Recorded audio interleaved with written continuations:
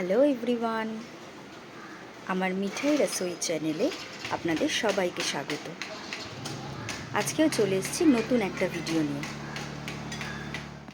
আজকে আপনাদের সাথে ইলিশ মাছের একটি রেসিপি শেয়ার করব।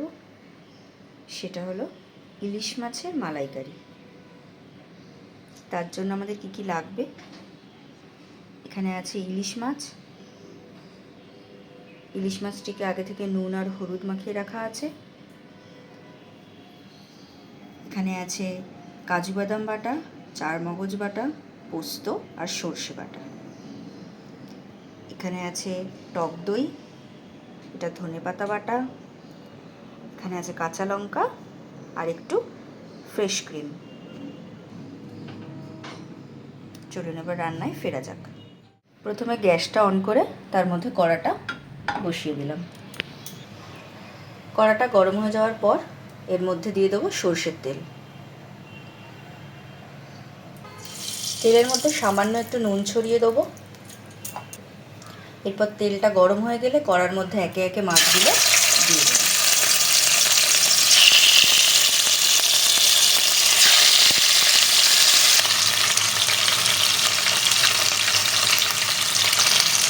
দুদিকে উল্টে পাল্টে এরকম হালকা করে ভেজে নিতে হবে। অনেকে কাঁচা রান্না করে, আবার অনেকে একটু কড়া করে ভাজে, কিন্তু আমি একটু হালকা করে ভাজলাম। এরকম হালকা করে ভাজা হয়ে গেলে এবার এটাকে তুলে নেব। হালকা করে মাছগুলো ভাজা হয়ে গেছে, এবার এগুলো সব বাটিতে তুলে নিলাম। মাছ ভাজার পর যে তেলটা কড়াইয়ে থাকবে, এরপর তার মধ্যে ফোড়নে ব্যবহার করব কালো জিরে আর কটা কাঁচা লঙ্কা।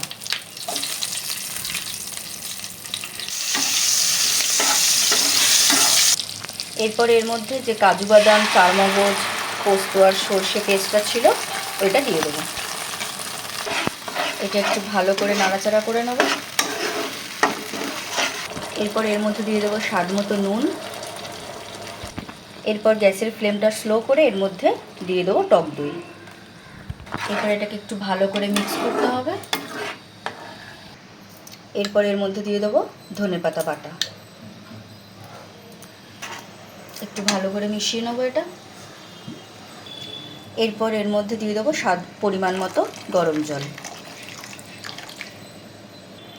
এরপর দিয়ে দেবো স্বাদ অনুসারে চিনি।